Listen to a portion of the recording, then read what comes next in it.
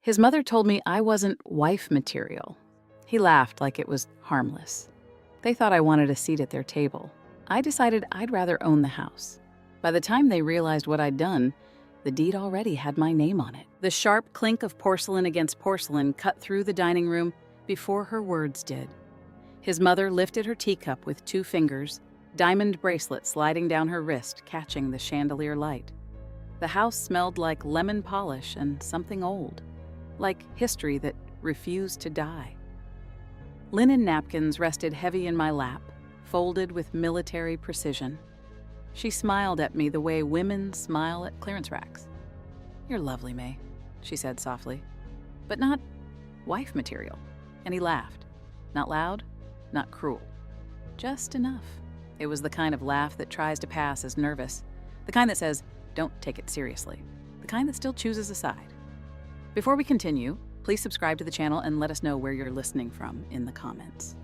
My name is Maylin Carter. I'm 27 years old. And this is what really happened. His mother's house sat in the historic district outside Atlanta. Red brick colonial, white columns, generational photos lining the hallway like a private museum of acceptable bloodlines. His grandfather in uniform. His great-grandparents in sepia tones. Weddings framed in gold. No one in those frames looked like me. I smoothed my Zara dress and forced a small smile. I had graduated top of my class at Georgia State. I worked in commercial lending. I closed 6-figure deals before lunch. But in that dining room, I was reduced to a decorative maybe. Wife material is about tradition, his mother added, stirring her tea, though she hadn't added sugar. Tradition. The word floated between us like a locked gate. Ethan reached for my hand under the table. I let him hold it. His thumb traced circles on my palm, like comfort could erase public humiliation. "You know, Mom," he said, chuckling. "She's old school. Old school, as if prejudice ages into innocence." I looked around the room again. Mahogany floors polished to a mirror shine. Oil paintings of landscapes nobody in the family had ever farmed. Silver trays engraved with last names that never changed. The house wasn't just big, it was worshipped. His mother's eyes drifted toward the fireplace mantel. "This home has been in our family for 3 generations," she said. "It deserves a certain continuity." Continuity. Translation, someone who fits the frame. I nodded once, calm, measured. "Of course," I said. "Control is power. Silence is data." Dinner moved on like nothing happened. Herb-crusted chicken, buttered asparagus, stories about Ethan's prep school days. Stories where I was an audience member, not a participant. But halfway through dessert, I excused myself. The hallway smelled stronger of polish than the dining room. I walked past framed diplomas and stepped into the study to find the restroom. That's when I saw it. A white envelope on the desk, half tucked beneath a leather planner. Bold print at the top. Forbearance agreement, final notice. I froze. Not emotionally, logistically. My job trained my eyes to scan documents like crime scenes. The lender name was one I recognized. A regional bank that had quietly begun packaging distressed residential notes. Adjustable rate mortgage, refinance from 3 years ago. Old money rarely refinances. Strained money does. Footsteps approached. I slid my gaze away just as Ethan stepped into the hall. "You good?" he asked. "Your house is beautiful," I replied. He smiled, proud. Mom would die before losing it. I believed him. That was the first honest thing said that night. On the drive back to my midtown apartment, he played Drake Low through the speakers. One hand on the wheel, one hand resting casually on my thigh. "You know she didn't mean it like that," he said. "How did she mean it?" He hesitated. "She just wants someone who understands our world. Our world, as if I hadn't built mine from scratch." I stared out at the city lights passing by. "Do you? Do I what? Understand my world?" He exhaled. "May, don't start." I didn't, because revenge doesn't start with noise. It starts with numbers. The next morning I woke before sunrise, brewed jasmine tea, opened my laptop, logged into the county property portal, Fulton County Public Records. The search last name, the property appeared instantly, assessed value lower than expected, 2 refinances in 4 years, property tax delinquency notice filed 6 months ago, amount overdue, $48,372. Not catastrophic, but dangerous. I leaned back in my chair and let the information settle. They weren't wealthy. They were leveraged. Leverage is just borrowed confidence. At work that Monday, I reviewed loan portfolios with sharper focus. Distressed assets were rising across suburban districts. Adjustable rates were resetting. Pride doesn't lower interest percentages. By noon, I'd confirmed something critical. The bank holding their mortgage had quietly bundled several high-risk properties into a secondary sale package. Investors could bid on the notes, not the homes directly, but the debt itself. Debt is quieter than ownership and more powerful. Ethan texted me around 3. Ethan, Mom wants you over next Sunday again. Fresh start. Me, I'm busy. He sent a thumbs up emoji. That's when I understood something else. He thought I needed approval. He thought the table was the prize, but tables can be bought. That evening, I met my friend Tasha at our usual rooftop bar overlooking Peachtree Street. The music thumped low. Warm air wrapped around us like August refusing to leave. You look calm, Tasha said, sipping her margarita. I am. That's scary, I laughed lightly. How much do you know about purchasing distressed mortgage notes? She blinked. Girl, what? I'm asking hypothetically. Tasha leaned in. Hypothetically, are we ruining someone?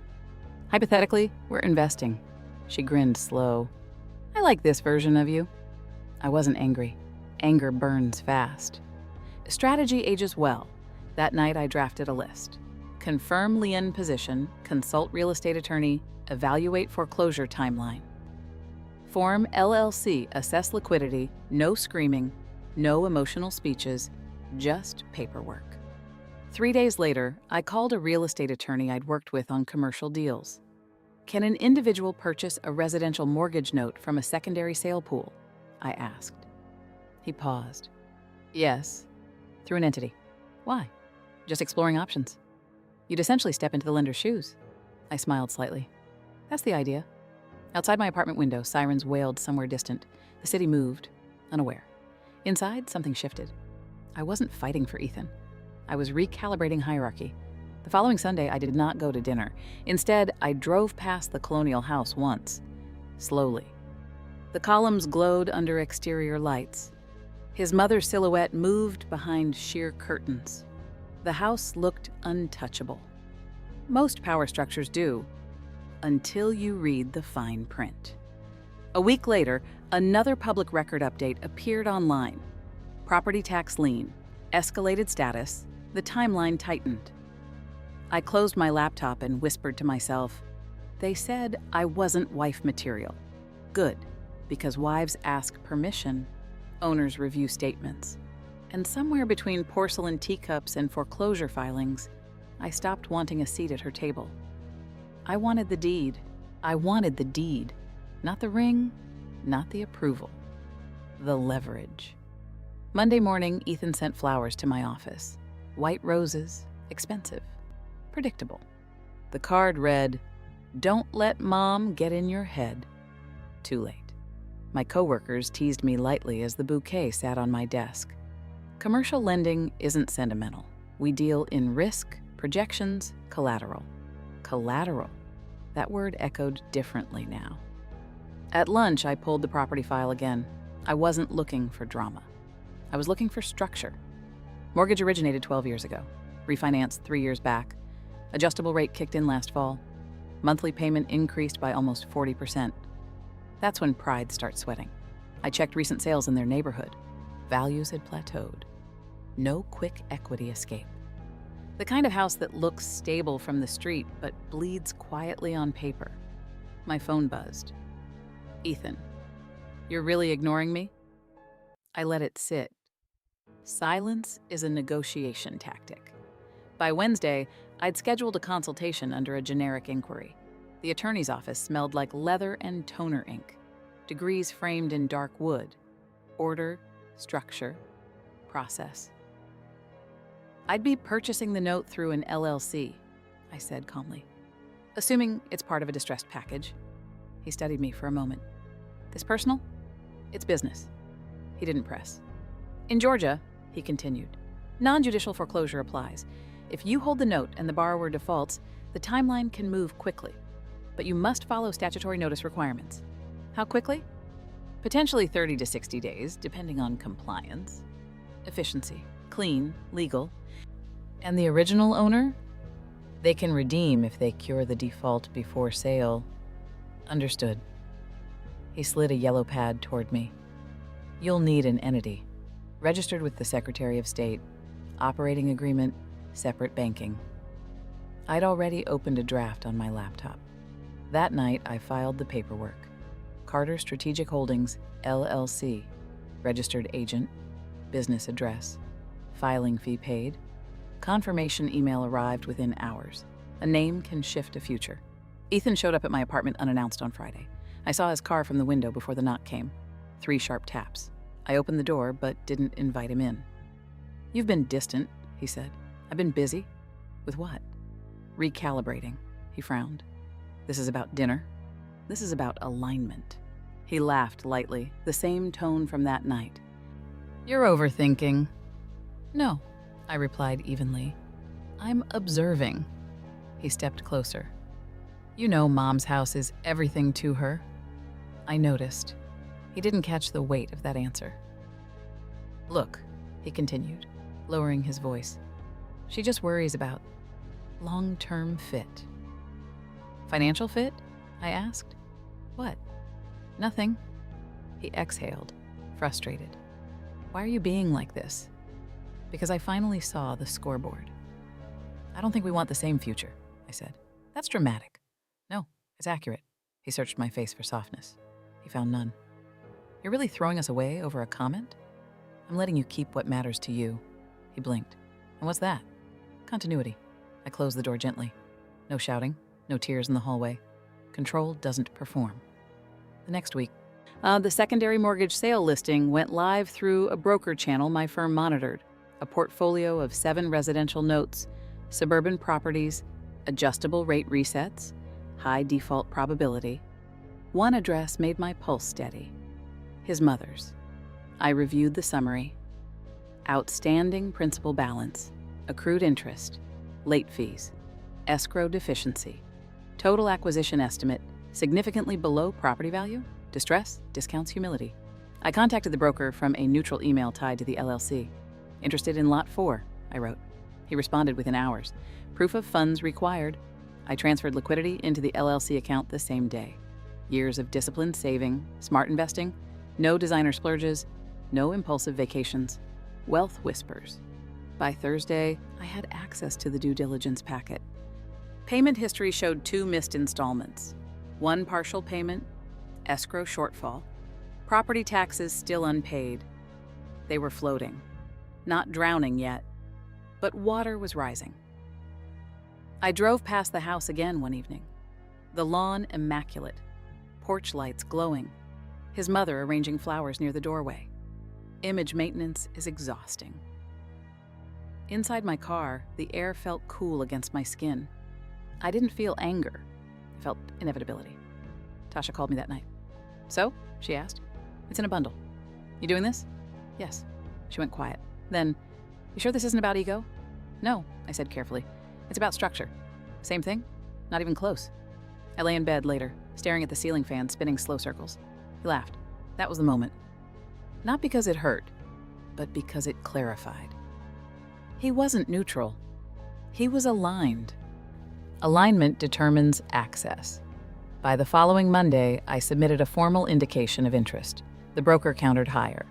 I countered lower. Numbers moved. Emails flew. No one in that dining room knew their legacy was in negotiation.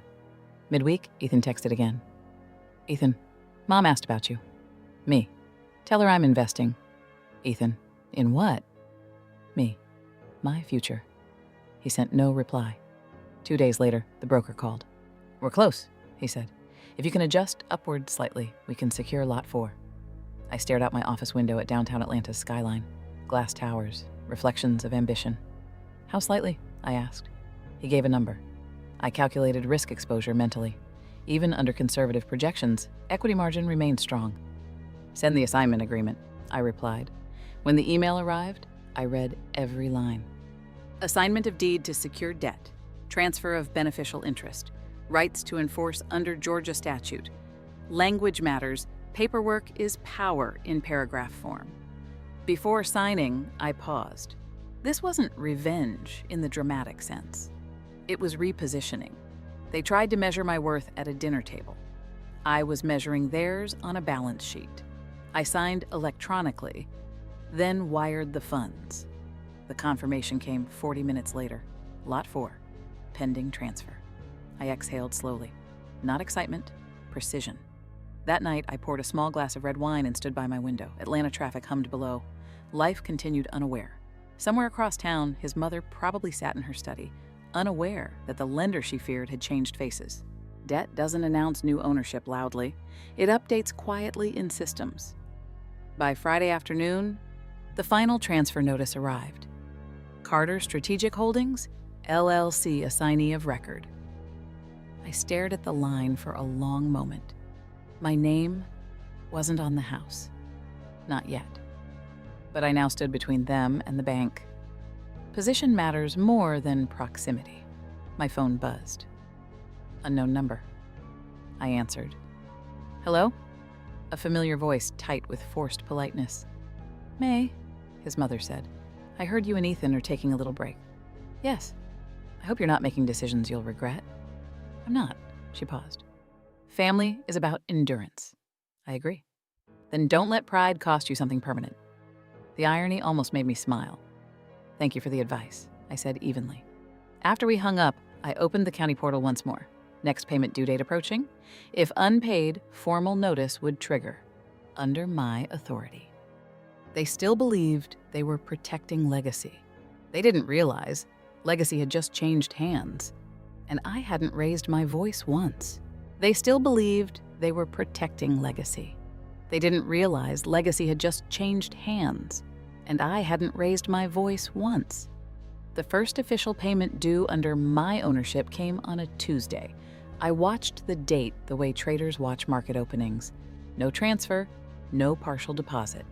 By 5 p.m., the account reflected zero activity. Technically, they still had a grace period. Legally, I couldn't act yet, but data tells stories before people do. At 8:12 p.m., Ethan called. I let it ring twice before answering. Hey, he said, voice tight. Hi. Did you know Mom's mortgage got sold? Yes. You did? He sounded surprised. It happens often. She's freaking out. The new lender hasn't responded to her calls. I'm sure they will. There was a long pause. You sound weird, he added. I sound calm. That's not the same thing. He was right. Calm is chosen. We're trying to figure out what this means, he continued.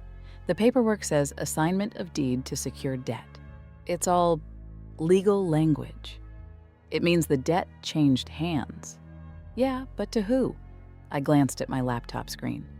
Carter Strategic Holdings, LLC. My digital signature still fresh in the system. An investor, I said. He exhaled sharply. Great, just great. Mom hates dealing with corporations. Corporations? That word landed differently now. I'm sure she'll adapt, I replied. You don't get it, he said. This house is everything to her. I remembered the diamond bracelet clinking against porcelain. I know. The grace period ended 3 days later. Still no payment. Under Georgia's non-judicial foreclosure laws, I could initiate the process by issuing a notice of default and intent to accelerate. It wasn't dramatic, it was procedural. I scheduled a meeting with my attorney. His office overlooked Centennial Olympic Park. Sunlight filtered through blinds, slicing the room into neat lines of shadow and gold. Missed payment confirmed, he said, reviewing the ledger. You're within your rights to proceed. Timeline? Notice must be sent at least 30 days before foreclosure sale. Advertisement in the county legal organ for 4 consecutive weeks. Sale on courthouse steps. The word sounded almost archaic. Courthouse steps, like something from another century. And redemption? I asked.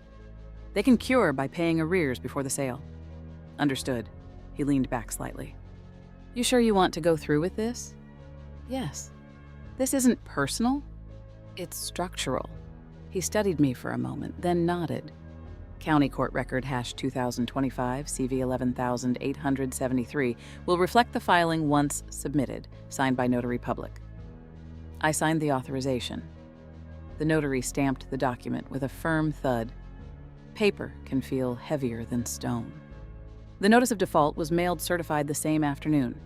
I imagined it arriving at the Colonial House, slid through the same mail slot that once delivered holiday cards and alumni magazines, now delivering consequence. 2 days later, Ethan showed up again. This time, he didn't knock softly. I opened the door to find his jaw tight, phone clutched in his hand. "Do you know what this is?" he demanded, shoving the screen toward me. A photo of the notice of default. "Yes." "Yes," I said. His eyes narrowed. "You know the investor?" "Yes." "Who is it?" I held his gaze evenly. "Me." Silence filled the doorway, but it wasn't fragile. It was dense. He blinked once, twice. "That's not funny." "I'm not joking." His face shifted, confusion first, then disbelief. "You bought Mom's mortgage?" he asked slowly. "I purchased the note legally through my LLC." "You're lying." County Court Record #2025 CV 11873, I said. "Look it up." He stepped back as if I'd physically pushed him. "You did this because of dinner?" he snapped. "No," I replied calmly. "I did this because of leverage. This is insane. It's investment. She could lose the house. She can cure the default. You know she can't just pull 50 grand out of nowhere." I tilted my head slightly. Then perhaps the house wasn't as secure as she believed. His hands trembled. "Not violently, just enough. You're punishing her." "I'm enforcing a contract." "You're heartless." I almost smiled. Heartless women don't build balance sheets. They burn bridges. "I gave you space," he continued. "I thought you needed time." "I needed clarity." "And this is clarity? This is ownership." He stared at me like he didn't recognize the person in front of him. Maybe he never did. "You could have talked to us," he said finally.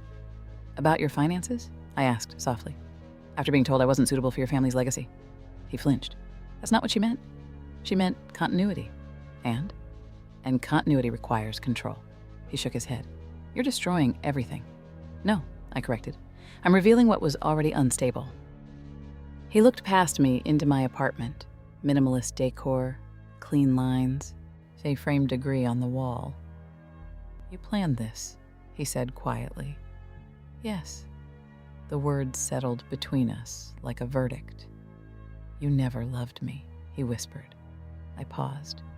"I did," I said honestly. "But love without respect is a liability." He swallowed hard. "You think this makes you powerful?"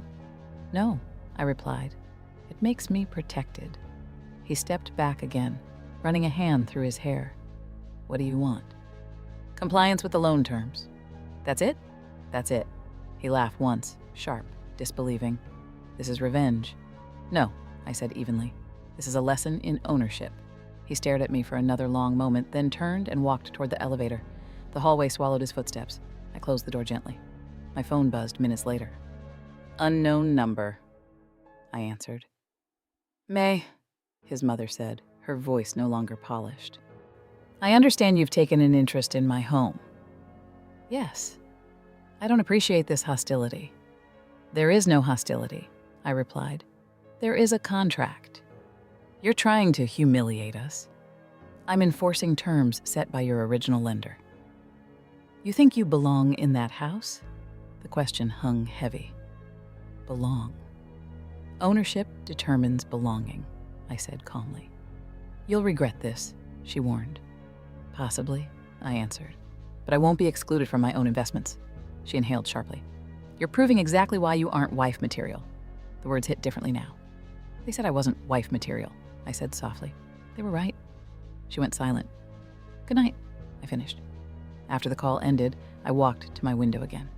The city lights flickered below. Power doesn't always look like noise. Sometimes it looks like paperwork filed on time.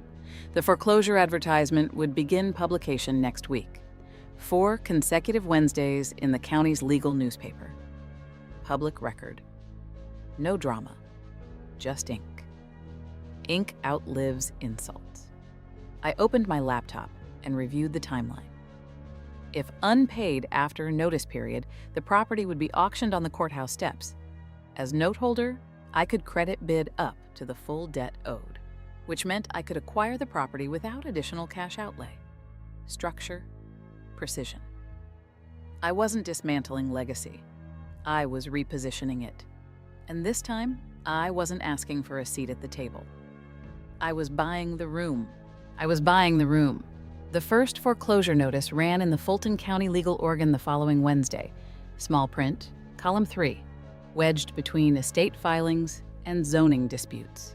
Legal notice of sale under power. Carter Strategic Holdings, LLC, assignee of deed to secured debt. My company's name looked clinical in ink. Not emotional, not vindictive, just procedural. By Thursday morning, Ethan was back. He didn't text first this time. He stood outside my building, leaning against his car like this was still a relationship problem instead of a contractual one. I walked out in heels and a structured blazer, laptop bag over my shoulder. "You're actually publishing this?" he demanded. "Yes. You're putting our name in the paper." "It was already there," I replied. "Refinancing records are public." "You know what I mean." I adjusted my bag strap. "Do you?" He stared at me, frustration pulling at his features. "Mom hasn't slept," he said. "She keeps calling the bank." "She should call her attorney." "She doesn't need an attorney. She needs more time." "She had time." "That's cold." "No," I said evenly. "It's chronological." He stepped closer. "Just tell me what you want." "I want the arrears cured or the collateral surrendered. You talk like we're strangers." "In business, we are." He shook his head slowly. "You were in that house every Sunday. It's still not wife material." He winced at his own memory. That was one sentence. It was a verdict. We stood there for a long moment. Cars moved behind him. A rideshare pulled up. Atlanta morning traffic swelling. "You're going to regret this," he said finally. "Maybe," I answered. "But I won't regret understanding the paperwork." He opened his mouth to argue again, then stopped. The fight wasn't emotional anymore. It was mathematical. "I don't even recognize you," he muttered. "That's because you only saw the version that asked for approval." He walked away without another word. By Friday, his mother's attorney contacted mine. Request for extension, temporary forbearance, proposal to restructure. The irony wasn't subtle. My attorney called me that afternoon. "They're asking for 90 days. On what basis? Financial hardship. Documented? Not yet." I stared at the skyline from my office window. Storm clouds gathered over downtown, gray and heavy. 90 days gives them time to refinance elsewhere, I said. "Which they can't qualify for." "Correct. And property taxes?" "Still delinquent." "Then we proceed," I replied. "You're certain?" "Yes. There are moments when you realize you've crossed from reaction into control." This was one of them. That evening, I drove past the colonial house again. Rain had just started. Water streaked across the white columns. The porch lights glowed softer through the mist. It looked less invincible. Through the front window, I saw movement. His mother pacing with a phone pressed to her ear. Image maintenance had turned into damage control. My phone buzzed. "Mom, you coming to Andy's cookout Sunday?" I hesitated before replying. "Me. I'll stop by." My family didn't live in colonials. We lived in brick ranch houses and duplexes and condos we paid off early. My mother kept plastic covers on her car seats long after she bought it. At the cookout, smoke from the grill mixed with sweet tea and sunscreen. Kids ran across the yard. Music thumped from a Bluetooth speaker. "Where Ethan at?" my cousin Jalen asked. "We broke up," I said simply. Jalen raised an eyebrow. "He messed up?" "Yes," he nodded once. "Good. My mother pulled me aside near the patio. "You look steady," she observed. "I am? You hurting?" "No." She studied me longer than most people could. "Don't let pride guide you," she said gently. "It's not pride," I replied. "It's structure." She didn't ask more. She didn't need to. Back at my apartment that night, I reviewed the foreclosure timeline again. Second publication scheduled. Third? Fourth? After that, courthouse steps. Non-judicial sales in Georgia happen on the first Tuesday of the month. Efficient. Almost ceremonial. I wasn't sure what I expected to feel. Rage? Satisfaction? Instead, I felt organized. Ethan called again around midnight. "Mom says she'll pay," he said immediately. "When?" "She needs 2 weeks. The statute doesn't pause for promises. Can you pause it?" "Yes." "And?" "I won't." He exhaled sharply. "You're doing this to hurt her." "I'm doing this because she signed a note she couldn't sustain." "You could have warned us." "Would you have listened?" He didn't answer. "You think money makes you superior now?" He snapped. "No," I said calmly. "It makes me secure." "That's not love." "No," I agreed. "It isn't." Silence stretched between us. "She's always cared about appearances," he said quietly. "Losing that house would kill her. Then she should have protected it better." "You're unbelievable." "I'm prepared." He hung up without saying goodbye. I placed my phone face down on the counter and stood still for a moment. The insult at dinner had been subtle. The response would be surgical. Monday arrived with the second foreclosure notice published. My attorney forwarded confirmation. "They still haven't cured," he added. "Understood." By midweek, Ethan texted a single message. "Ethan, she knows it's you." I stared at the screen. "Me." "And?" "Ethan, she says she won't leave." "Me, she won't have to." "Not immediately." 3 dots appeared, then disappeared. That night, I drafted something new. A lease agreement template, month-to-month occupancy, market rate rent, security deposit required. Clear terms, not as punishment, as structure. If they couldn't own it, they could occupy it, under my rules. Ownership determines belonging. The words felt heavier now. I walked to my closet and pulled out the same dress I'd worn to that dinner, ran my fingers over the fabric. Soft, controlled, understated. Not wife material. Maybe not. But I was becoming something else entirely. And on the first Tuesday of next month, I would stand on courthouse steps and make it official. And on the first Tuesday of next month, I would stand on courthouse steps and make it official. The morning air outside Fulton County Courthouse felt cooler than usual. Early, controlled, almost ceremonial. Foreclosure sales in Georgia happen on the first Tuesday of the month, between 10 a.m. and 4 p.m. on the courthouse steps. No velvet ropes, no dramatic music, just bidders, attorneys, and paperwork. I arrived at 9:45 a.m. structured navy blazer, low heels, hair pulled back, minimal jewelry, no performance, just presence. A handful of investors stood scattered along the steps, some flipping through folders, some on phones, one older man chewing gum like he'd done this for decades. My attorney stood beside me, reviewing the file. "They haven't cured," he said quietly. "No reinstatement funds received." "I know." "You're prepared to credit bid?" "Yes." He nodded once. Across the plaza, I saw Ethan. He wasn't alone. His mother stood beside him in a cream coat, posture rigid, sunglasses too large for her face, her mouth drawn tight in a line that refused to tremble. She hadn't expected to see me there, in person. That realization hit her before I even moved. Ethan spotted me next. Shock flashed across his face, followed by something else. Understanding. He walked toward me slowly. "You're really here?" he said. "Yes." "You didn't have to show up." "I did." He glanced back at his mother. She hadn't moved. "This doesn't have to happen," he tried again. "It already did," I replied. The auctioneer began reading case numbers aloud. Properties listed one by one. Legal descriptions, outstanding balances. It wasn't dramatic. It was mechanical. When our case number was called, my attorney stepped forward. Legal notice of sale under power, property located at He read the full address. The house. His house. Her house. Now, just an asset. The auctioneer asked for opening bids. Silence. No third-party investors stepped forward. Distressed residential properties tied to family disputes don't attract excitement. My attorney nodded slightly. On behalf of Carter Strategic Holdings, LLC, he said clearly, we submit a credit bid in the amount of the outstanding indebtedness. Numbers echoed through the air. The amount covered principal, interest, fees.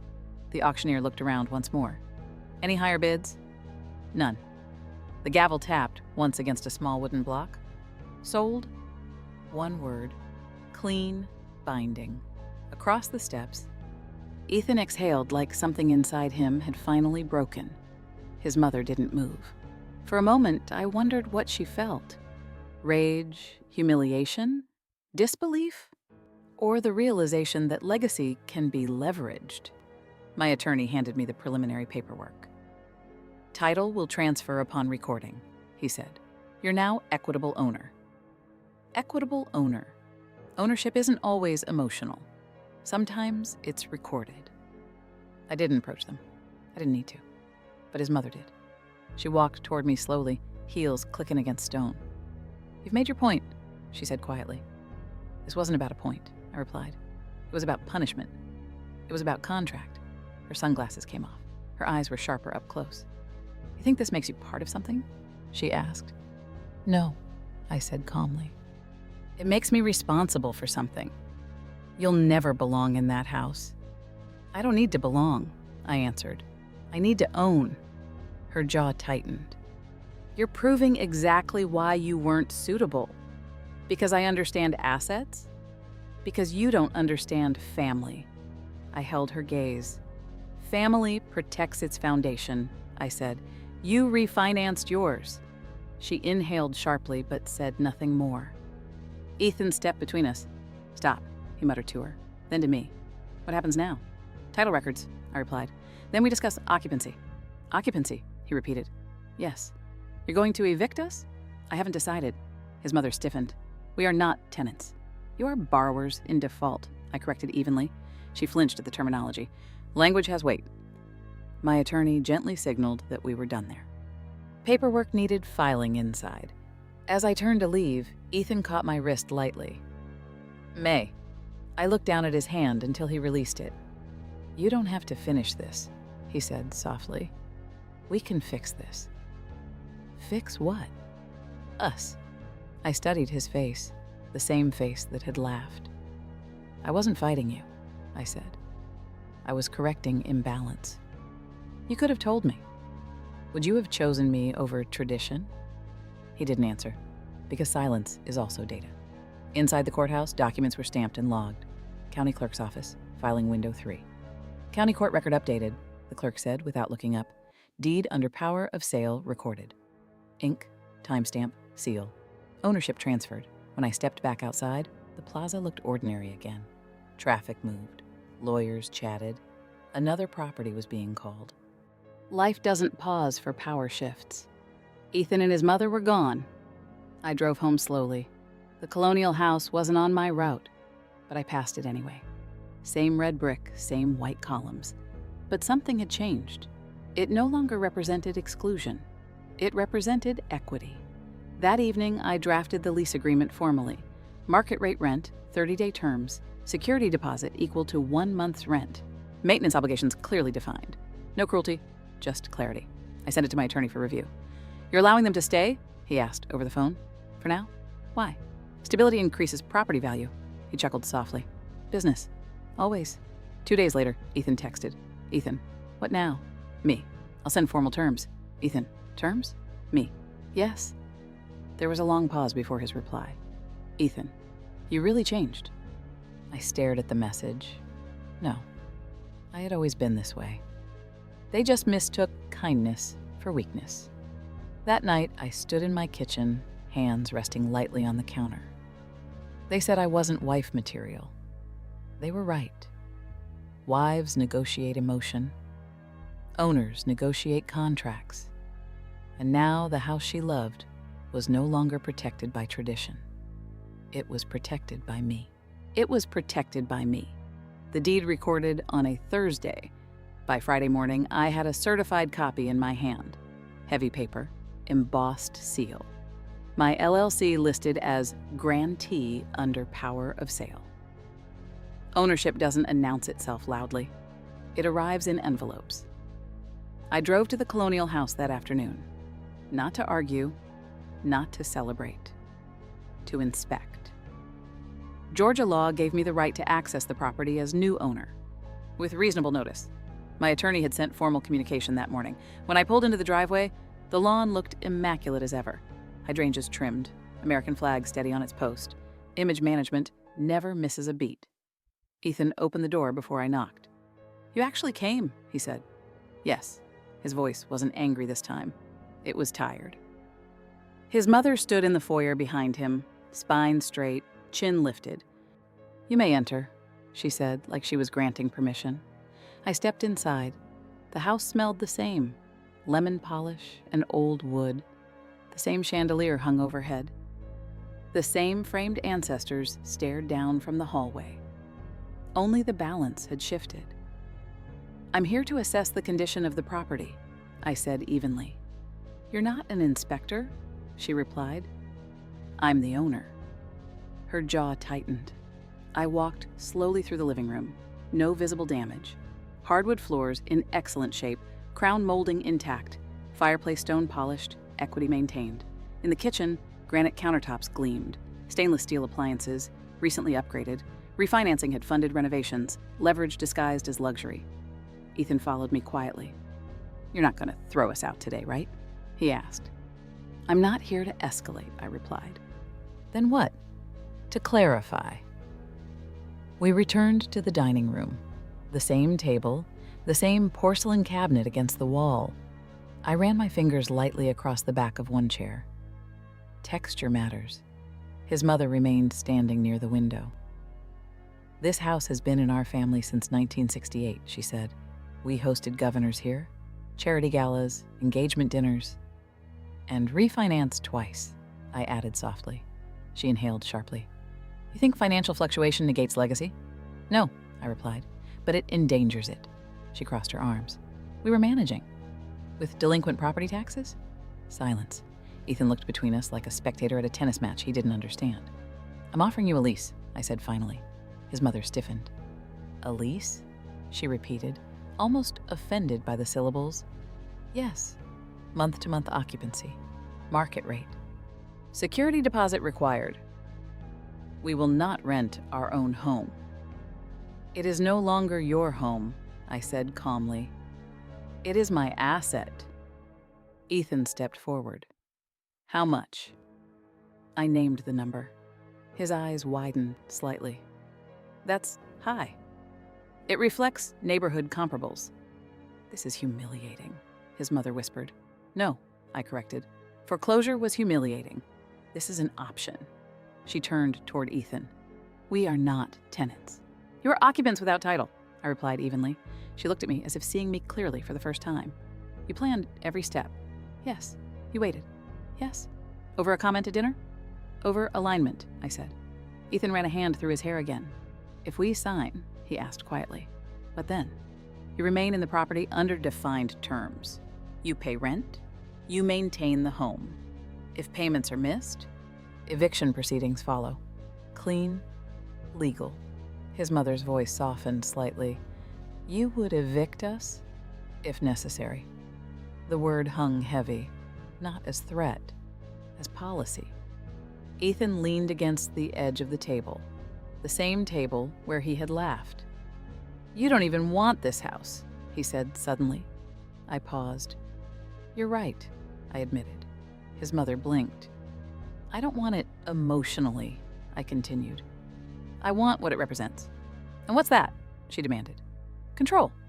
The honesty unsettled them more than anger would have. "You're cold," she said. "No," I replied. "I'm prepared." I placed the lease packet on the table. 3 copies, highlighted sections, signature lines marked. "Review with your attorney," I said. "You have 7 days." I turned toward the door. "May," Ethan called softly. I stopped, but didn't face him. "Why didn't you just leave?" he asked. Why go this far? I looked back at him then. Because leaving without leverage is surrender. His mother scoffed. You think this makes you powerful? No, I said quietly. It makes me safe. Outside, the late afternoon air felt warmer. As I drove away, I glanced once in the rearview mirror. The colonial house stood exactly as it had weeks ago. But ownership changes energy. That evening, my attorney confirmed that eviction proceedings could begin immediately if they refused lease terms. Georgia dispossessory process, magistrate court filing, service of summons, hearing within days, efficient. I didn't want escalation, but I wasn't afraid of it either. Saturday afternoon, Ethan texted. Ethan, Mom won't sign. Me. Then we proceed accordingly. Ethan, she says she'd rather fight in court. Me. That's her right. There was a long pause. Ethan, you're not bluffing. Me. No. Sunday morning, I received notice that their attorney had requested a meeting. Neutral office. Midtown. When I arrived, both Ethan and his mother were seated across from my attorney and me. Her attorney spoke first. My clients would prefer a structured buyback arrangement. At what price? My attorney asked. A number was named. Below market. Below my acquisition cost plus fees. No, I replied. You're profiting from misfortune, his mother said sharply. I'm managing risk, I answered. Ethan leaned forward. We can refinance. Give us 90 days. You've had months, I replied. His mother's composure finally cracked slightly. You did this because I questioned you, she said. No, I corrected. You underestimated me. The room went still. Not fragile, but dense. Her attorney cleared his throat. If lease terms are the only option, we will review. 7 days, I repeated. We stood to leave. As I reached the door, his mother spoke again. You'll never be family, she said quietly. I turned slowly. I never needed to be, I replied. Family isn't always inherited. Sometimes it's built, and sometimes it's bought out. By Tuesday evening, the signed lease arrived via email. Electronic signatures. Security deposit wired. Terms accepted. I reviewed the documents carefully. No emotion. Just compliance. Carter Strategic Holdings, LLC landlord. Their last name, tenant. The hierarchy had flipped, and I hadn't shouted once. The hierarchy had flipped, and I hadn't shouted once. Rent was due on the 1st. It arrived on the 2nd. 1 day late. Technically within grace. Technically compliant, but intentional. The wire transfer notification hit my inbox at 10:14 a.m. Tenant, her full legal name, amount, exactly sum. No memo line, no apology, just obligation. I logged it in the ledger and closed the tab. Power isn't loud, it's consistent. 3 weeks into the lease, I scheduled a routine property inspection, legally permitted with notice, emotionally strategic. When I arrived, Ethan opened the door again. He looked thinner, dark circles under his eyes. Mom's in the kitchen, he said. The house felt different now, not smaller, heavier. The air carried tension beneath the lemon polish. I walked room to room with a clipboard. Floors intact, no unauthorized modifications. HVAC functioning. In the dining room, the same porcelain teacups sat in the cabinet. I paused there a moment longer than necessary. Memory has texture. You enjoy this? His mother asked from behind me. I turned. I enjoy structure, I said. You're parading through our home like an auditor. I am an auditor. Her lips pressed thin. People are talking, she added quietly. About? You. I raised an eyebrow slightly. They say you manipulated a vulnerable family. County records are public, I replied. So are delinquent tax filings. She stiffened. You're tarnishing our reputation. I didn't refinance at an adjustable rate. Ethan stepped between us gently. Mom, but she wasn't finished. You think money makes you untouchable? No, I said calmly. It makes me independent. She laughed once, brittle. You'll end up alone. Alone. The word didn't scare me. Better alone than leveraged, I answered. Silence settled. Not fragile, but sharp. I finished the inspection and noted minor repairs required under tenant responsibility. I handed Ethan the written summary. 7 days to address, I said. He nodded. As I reached the door, he followed me outside. You don't have to keep doing this, he said quietly. I'm managing my property. You're managing control. Yes. He looked at me for a long moment. I would have married you, he said. The words landed softly, but they didn't move anything. Would you have chosen me over her approval? I asked. He didn't respond, because he couldn't. Love without backbone is decoration. That night, I received a message from an unknown Instagram account. Hope the house was worth your soul. Anonymous. Cowardly. I deleted it. Public exposure had begun. At brunch that Sunday, Tasha slid her phone across the table. You're trending in Buckhead Facebook groups, she said. A screenshot of a post. Investor forces historic family into rental agreement. The comments were divided. She's ruthless. She's smart. She's heartless. She's iconic. I sipped my mimosa slowly. Reputation shifts with perspective. I wasn't hiding. If asked, I would tell the truth. They signed a note. They defaulted. I purchased the debt. Facts don't flinch. 2 months into the lease, a new development surfaced. Property values in the neighborhood spiked after a commercial expansion announcement nearby. Retail center, upscale grocery anchor, transit improvements. Equity climbed overnight. My asset appreciated. I scheduled a valuation review. The numbers came back strong, substantially above my acquisition total. Opportunity expanded. I called my attorney. If I choose not to renew month-to-month occupancy next quarter, I asked. You can terminate with proper notice. And if they refuse to vacate? Dispossessory action. Magistrate court. Efficient. I looked at the valuation report again. The house had grown in worth. So had my position. That evening, Ethan called unexpectedly. We need to talk, he said. About? Mom got an offer. From? A distant cousin. Wants to buy the house. It's not hers to sell. I know. His voice cracked slightly. She wants you to consider it. At market value. She doesn't think you demand that. I almost smiled. Send the offer in writing, I said. It's below market. Then it's below consideration. He exhaled. You really don't care what this does to us. I paused. I care about sustainability, I replied. You loved me. Yes. And this is how you show it? No, I said softly. This is how I show my self-respect. Silence. Then, you've changed the entire power dynamic. I corrected it. Weeks passed. Rent arrived on time. Repairs completed. No further negotiation attempts. Until one evening, when his mother requested a private meeting, not at the house, at a neutral cafe in Midtown, public, controlled. She arrived early, seated with perfect posture. No sunglasses this time. You won, she said without greeting. I enforced a contract. You dismantled our security. It was already dismantling. She stirred her tea slowly. I underestimated you. Yes, she looked up. I thought you wanted entry. I wanted equity. A long pause.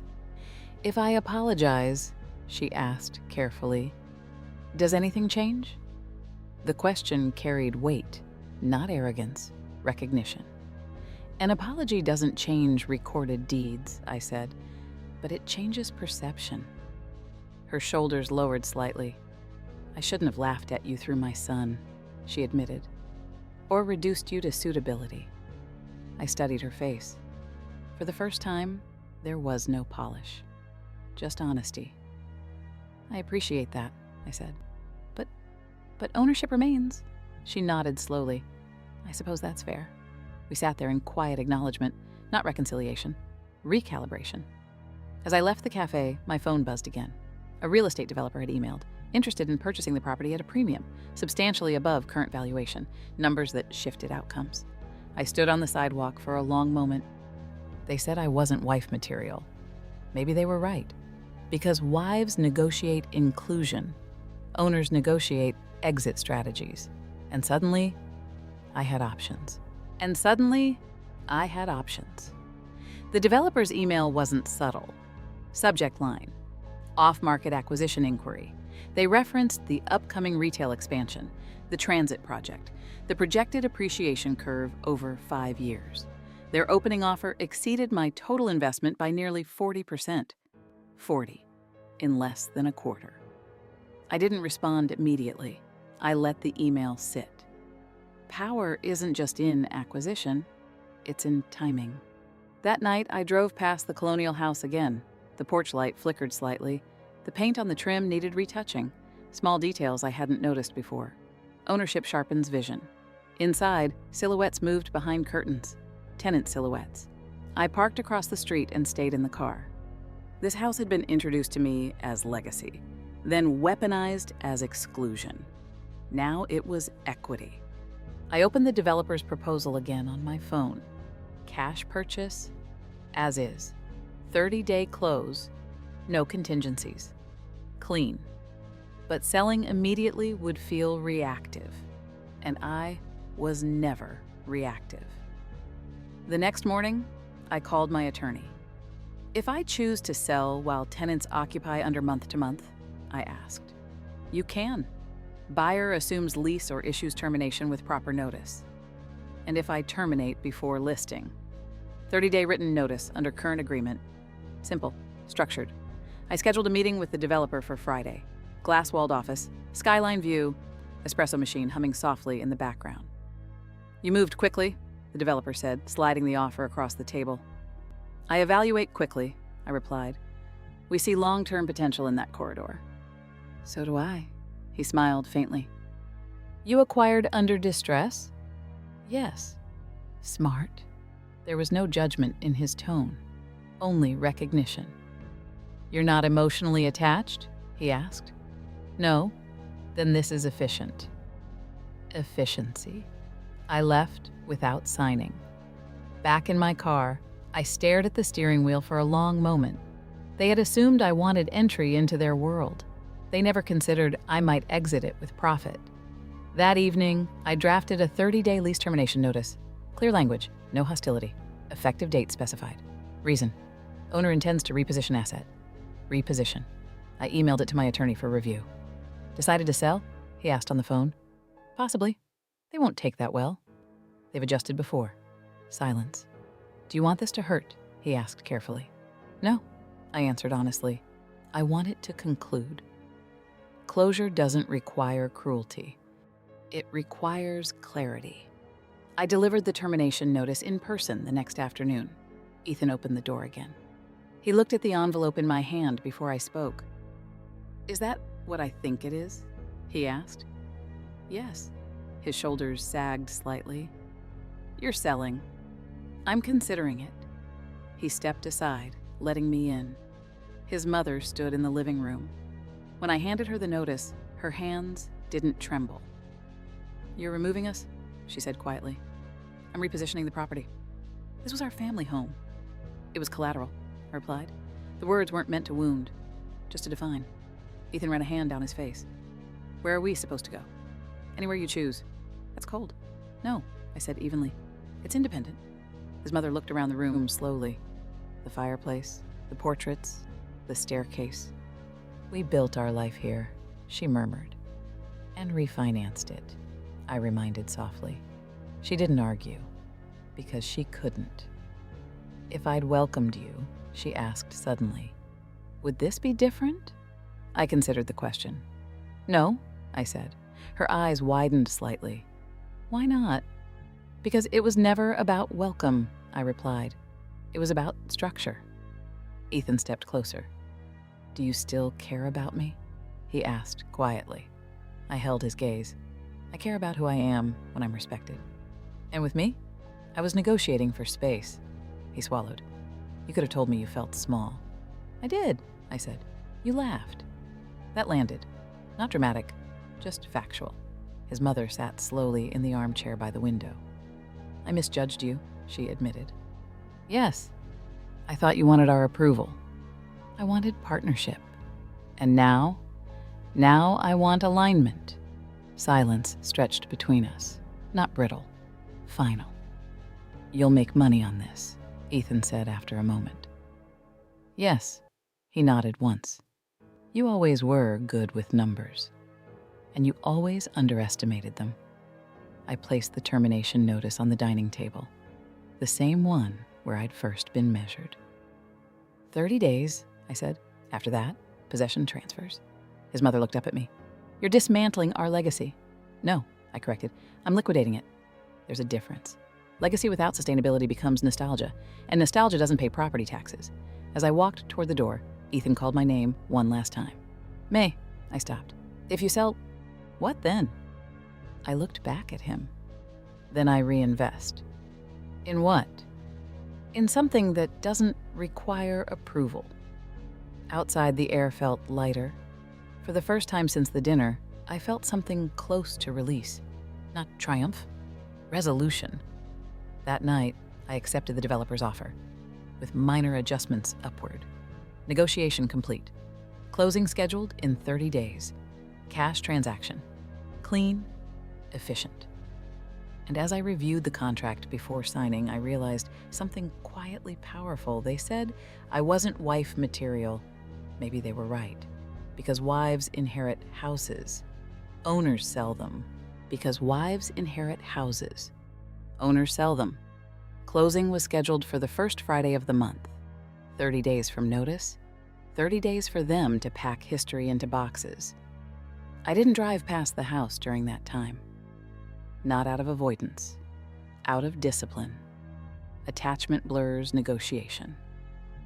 2 weeks before closing, Ethan requested one final meeting. Not at the house, not at a cafe.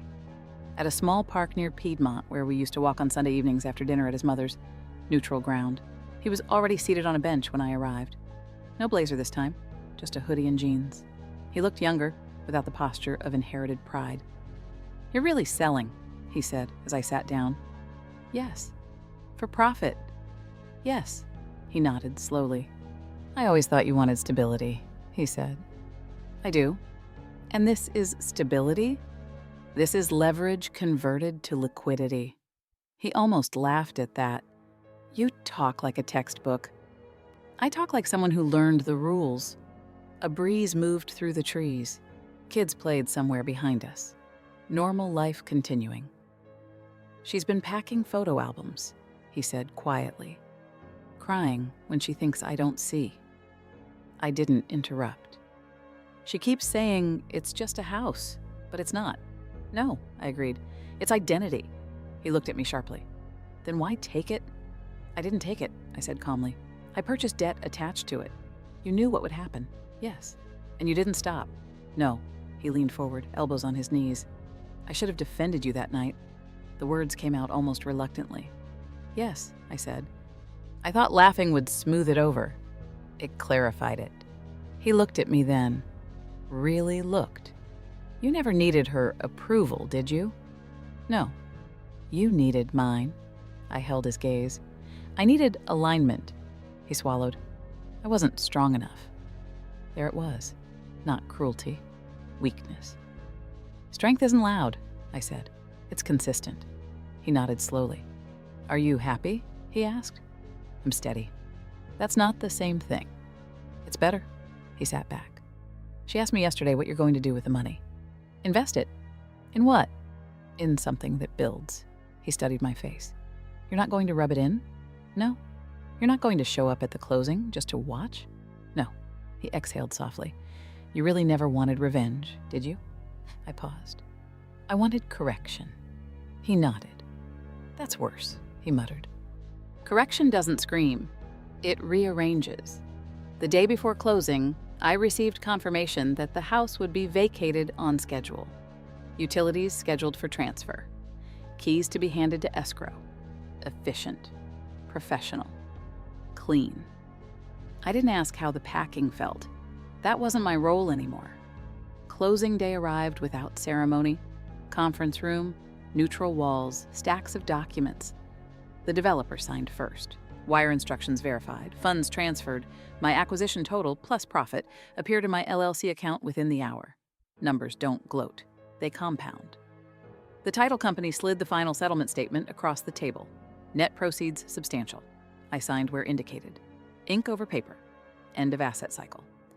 As I stepped out of the building, my phone buzzed. "Ethan," I answered. "It's done?" he asked. "Yes." A long silence. "She wanted me to tell you something," he said finally. "What?" She said, "She hopes you use it wisely." I almost smiled. "I will." Another pause. "Where are you going now?" he asked. "Forward? And us?" I let the question sit. "There is no us," I said gently. "I know," he replied. His voice wasn't angry, just accepting. "I loved you," he said. "I know. And you?" "I loved who I thought you'd become." Silence, then a soft exhale. "Goodbye, May." "Goodbye, Ethan." The line clicked off. I stood on the sidewalk, sunlight warming my face. The house she loved was no longer hers. It wasn't mine either. It was capital. Reallocated. They said I wasn't wife material.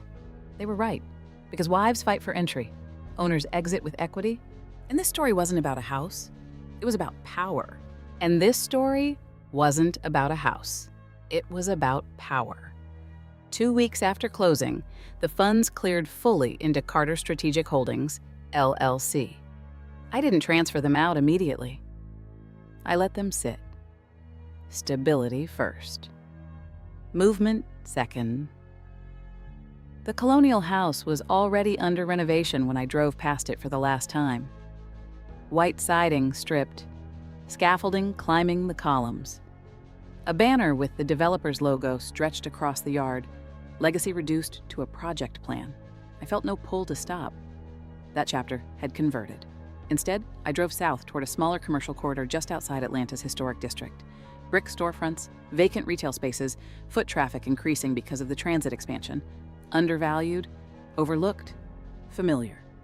I had already placed an offer on a mixed-use building there. 3 residential units upstairs. Retail below.